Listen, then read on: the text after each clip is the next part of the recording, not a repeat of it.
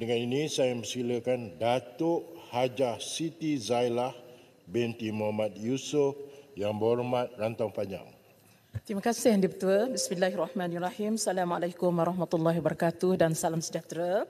Rantau Panjang meminta Yang Amat Berhormat Perdana Menteri menyatakan status terkini usaha kerajaan untuk menoktahkan kemiskinan tegar sebagaimana janji Yang Amat Berhormat Perdana Menteri pada tahun 2023 dan apakah mekanisme yang digunakan bagi menentukan kategori miskin tegar. Silakan Yang Amat Berhormat Perdana Menteri. Terima kasih rakan saya Rantau Panjang tentang soalan ini. Ini penumpuan yang sangat menarik daripada sebahagian daripada kita terlalu tertekan untuk membicarakan bagi pihak T15. Jadi sepatutnya sidang ini patut menekankan bagi pihak yang T85 itu.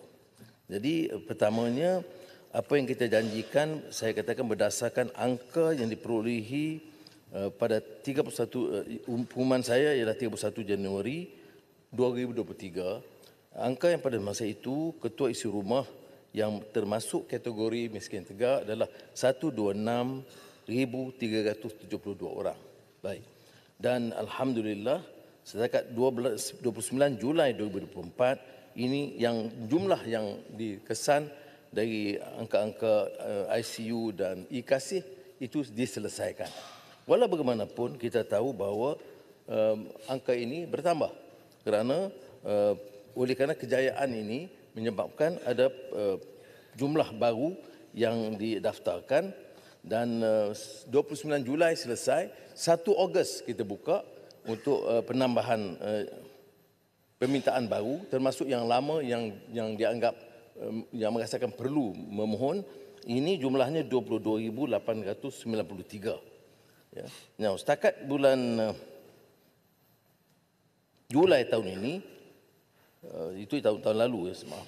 Setakat yang terakhir setakat 21 Oktober tahun ini 65,000 maknanya 65.6% telah diselesaikan. Jadi bakinya akan kita tingkatkan. Ya, yang kedua sebelum saya jawab soalan kedua ialah apakah jumlah ini memenuhi seluruh jumlah yang tuntutan? Saya fikir tidak. Sebab itu dalam mesyuarat saya dengan kerajaan-kerajaan negeri, saya minta kerajaan negeri termasuk Kelantan, Menteri Besar, SUK, pegawai-pegawai jajahan untuk terus mendaftar jumlah-jumlah baru supaya dapat kita teruskan. Cuma saya syukur Alhamdulillah kerana kita beri tumpuan menyeluruh. Ini jentera-jentera kerajaan persekutuan dan kerajaan negeri nampak hampir kesemuanya setakat ini bersetuju untuk mengambil kira jumlah ini dan selesaikan ini dulu, kemudian ambil pendaftaran baru.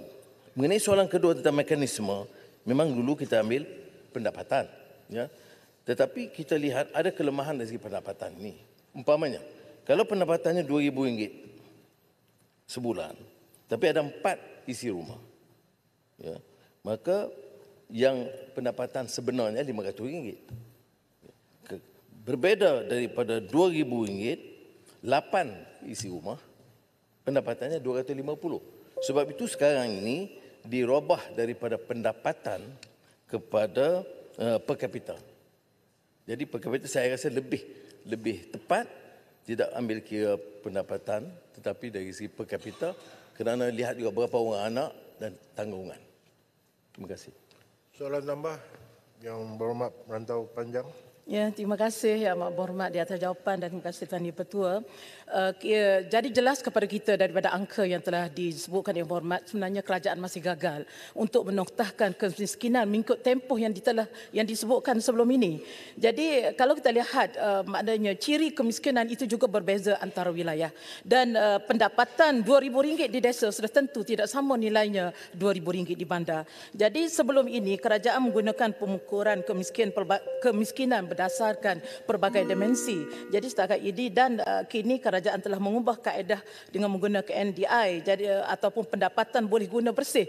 Sedangkan perkara ini masih belum jelas. Jadi saya ingin tahu setakat ini apakah yang telah dirancang oleh kerajaan untuk memanfaatkan badan-badan yang sedia ada dalam negara kita. Seperti kita ada IMY, SPC, Majlis Kos Sara Hidup, Majlis Sosial Negara, supaya semua platform ini dimanfaatkan sebagai medium untuk menoktahkan kemiskinan. Dan apakah intervensi yang dirangka untuk meningkatkan NDI isi rumah khususnya bagi golongan miskin tegar dan sejauh mana keberkesanan langkah-langkah ini bagi mengurangkan kadar kemiskinan tegar di negara ini dan bagaimana kerajaan untuk memastikan bahawa data ini tepat dan terkini untuk mengukur keadaan sebenar kehidupan rakyat. Mohon penjelasan. Terima kasih. Janganlah kata gagal. Jumlah ini atau panjang. Jumlah yang saya sebut mula tadi, itu jumlah masa kerajaan yang disokong oleh Yang Berhormat. Kita guna angka itu, dan dengar, kita guna angka itu dan kita selesaikan. Kemudian saya rojok kepada semua kerajaan negeri. Ya, dan setakat ini menteri-menteri besar tak semesti seperti ahli parlimen. Dia bagi kerjasama sepenuhnya. Dan saya beritahu jumlah ini sekian, di Kelantan umpamanya sekian, Rantau Panjang sekian. Kita selesaikan. Tetapi saya minta kerajaan negeri, SUK, Pegawai Jajahan, tambah. Dan kita lakukan. Dan kita pindah daripada pendekatan lama yang kerajaan dulu buat kepada pendapatan per kapita. Berdasarkan maklumat baru termasuk Majlis Kos Sara Hidup dan dialog kita, libat urus kita dengan kerajaan negeri yang belum pernah dilakukan sebelumnya. Ya.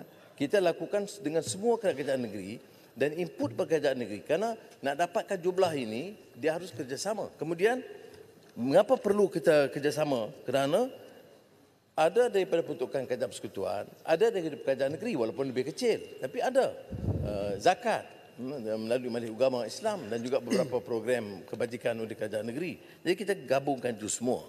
Jadi saya setuju, ia bukan, dan saya sebut dalam jawapan tadi, dia bukan satu pendekatan yang sempurna, tetapi mengikut angka yang diberikan setakat ini, sekian selesai untuk tahun pertama.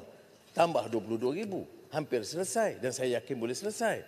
Tetapi apakah ini memuaskan? Tidak. Sebab itu jumlah itu kita minta. Saya sendiri bangkitkan umpamanya angka yang diberikan oleh Ketua Jajahan Tanah Merah dan Jeli umpamanya. Ya, yang dibangkitkan yang katanya tidak memenuhi kenyataan sebenarnya di bawah. Itu kita mohon kerjasama daripada jentera kerajaan persekutuan dan kerjasama kerajaan negeri. Setakat ini saya tidak ada masalah dengan kerajaan negeri. Ya. Tidak seperti di parlimen ya. Kerana mereka berikan sokongan dan kerjasama sepenuhnya untuk menyelesaikan masalah-masalah ini. Terima kasih.